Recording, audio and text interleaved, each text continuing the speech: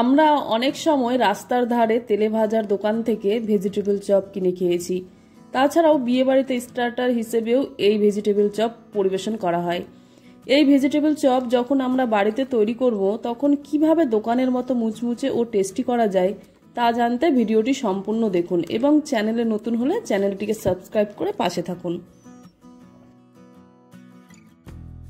Vegetable chop করতে কিছু সবজি লাগবে। এইখানে আমি দুটো গাজর গ্রেট করে নিয়েছি, বিনস কুচি করে নিয়েছি, আদা ও রসুন গ্রেট করে নিয়েছি, আর একটা পেঁয়াজ কুচিয়ে নিয়েছি, আর দুটো বিট গ্রেট করে নিয়েছি, আর এইখানে দুটো আলু আগে থেকেই সেদ্ধ করে ম্যাশ করে নিয়েছি।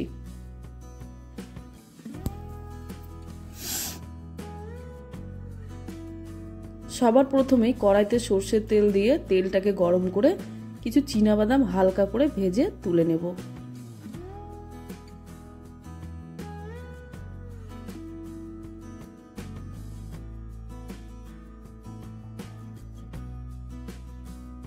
এইবারে ওই তেলের মধ্যে কিছু সবজি ভেজে নেব। প্রথমেই দিয়ে দেব পেঁয়াজ কুচি ও গ্রেট করে রাখা আদা ও রসুন।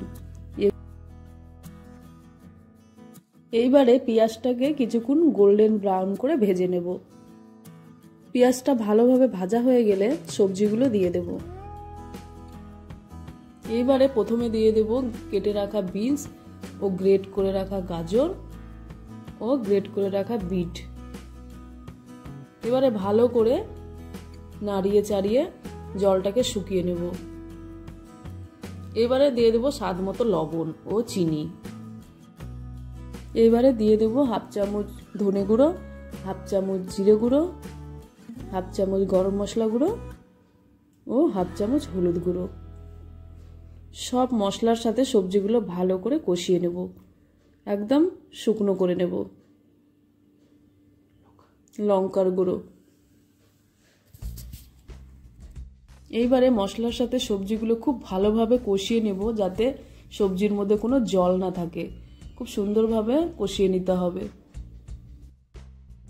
এবারে ম্যাশ করে রাখা আলুটা দিয়ে দেব। চপগুলো যাতে ভেঙে না যায় তার জন্য স্টাফিংটা ব্রাইন্ডিং করার জন্য সেদ্ধ করে রাখা আলু দিয়ে দেব। এবারে আলুর সাথে সবজিগুলোকে আরো কিছুক্ষণ কষিয়ে নেব।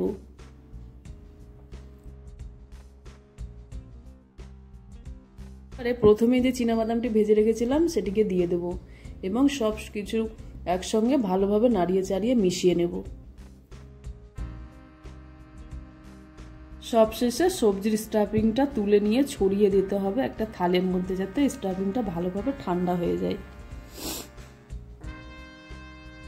এবারে চপ বানানোর ফাইনাল প্রসেসটা একবার দেখে নেওয়া যাক। একটা বাটিতে জল নিয়ে 2 চামচ কর্নফ্লাওয়ার দেব। কর্নফ্লাওয়ারটা জলের মধ্যে ভালো করে গুলিয়ে নিয়ে একটা পাতলা ঘোল বানাতে হবে।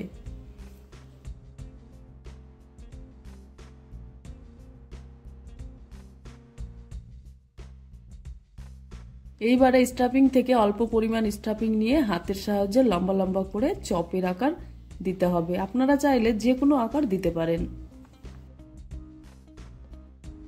এইবারে চপগুলোকে কোটিং করার জন্য প্রথমেই একটা চপ কর্নফ্লাওয়ারের ঘোলের মধ্যে দিয়ে ভিজিয়ে ব্রেড ক্রাম্পের মধ্যে দিয়ে দেব।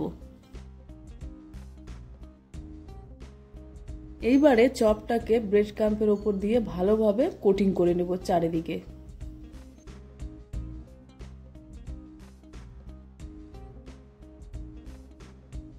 একে ডবল কোটিং করার জন্য আবার ঘোলের মধ্যে দিয়ে তুলে নেব এবং ব্রেড ক্রাম্পসের সাথে ভালো করে মিশিয়ে নেব, যাতে কোটিংটা ভালো হয়।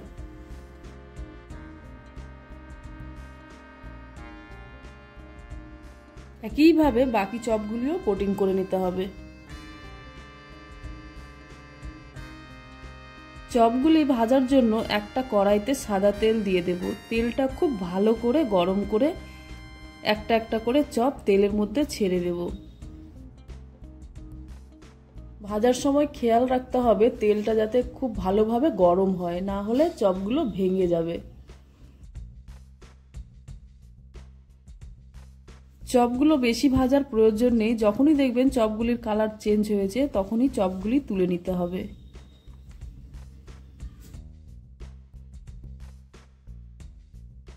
তারপরে গরম গরম চপগুলি চাটনির সাথে খান, দেখবেন অসাধারণ খেতে লাগবে। যদি ভিডিওটি ভালো লেগে থাকে তাহলে অবশ্যই লাইক করবে, কমেন্ট করে জানাবে এবং চ্যানেলে নতুন হলে চ্যানেলটিকে সাবস্ক্রাইব করে পাশে থাকবেন। দেখা হবে আবার অন্য কোনো রেসিপির সাথে।